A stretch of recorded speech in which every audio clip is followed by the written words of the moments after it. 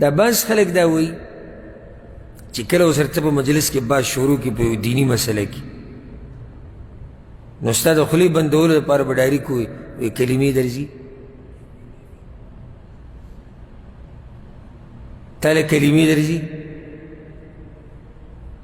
نو که دی په یو ټکي کلمه کې خطا شو دغه ترتیب چې دا جوړ شوی ترتیب دی وروسته دا نه په قرآن کې شته نه په حدیث کې شته ها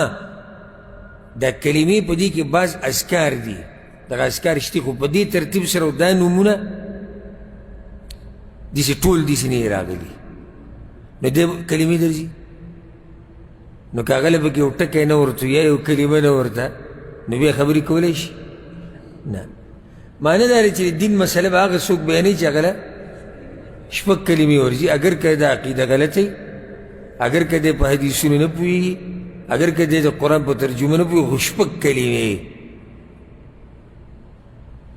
نو سړی به وروره په مجلس کې کچه کي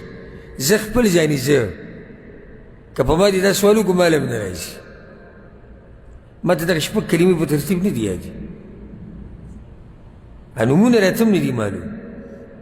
خو دومره راته یاد دي چې موږ کله واړه وو قرآن هم یادو او زمونږ هغه قاریان چې کوم وو هغوی به هم دا قصې میسې کولې دا چې شپږ کلمې دي او وړي کوم ته کتاب یې راکړی و دا یادوئ هغه وخت کې دا خبرې ما اورېدلې وي بیا زمونږ والد صاحب دی الله وبخي الله دې د جنتونو سیل پې وکړي هڅه ما وویل ما دا شپږ کلمې یې راکړي دي وایي چې دا یاد یې کړه وی شوق د قرآن سره ساته دغه طرف ته ډېره توجه مه ورکوه داسې دوی له ځان نه قصې جوړې کړي ما په هغه ټیم هم پخې نه دي یادې کړي او اوس راته دغه اسکار کې راته وایي اسکار یاد دي خو په دې ترتیب را سره دا کلمې نه دي یاد نو بیا خو زه هم په دې ځای د ناستې لایق نه یم چې په مجلس کې یو خبره یو سړی نشي کولی یو خبره او زه ناست درسونو ته یم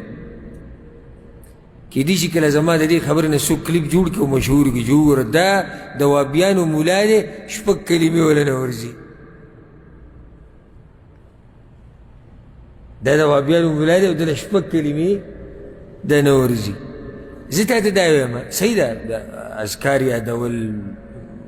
کلمې بغیر د ترتیب ورکولو نه دا ښکلی کار دی